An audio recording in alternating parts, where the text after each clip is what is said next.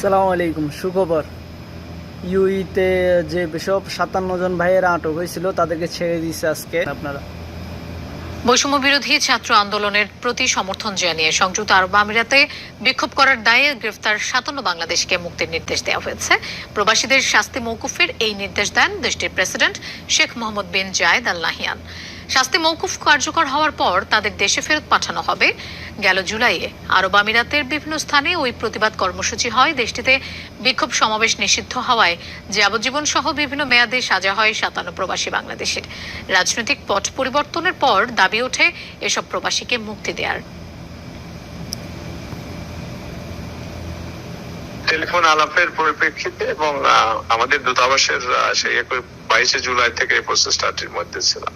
আল্লাহর কাছে শুকর করা দরকার যে এবং এদেশের সরকারকে আপনারা যদি বলেন ধন্যবাদ জ্ঞাপন করে বলেন যে এদেশের রাষ্ট্রপ্রধান এটা নর্মালি সাধারণভাবে এই ধরনের ঘটনা ঘটে না। এটি আমাদের প্রধান যিনি উপদেষ্টা আছেন, মাননীয় প্রধান উপদেষ্টার এদের সাথে যোগাযোগের মাধ্যমেই এগুলো হয়েছে। ঠিক আছে,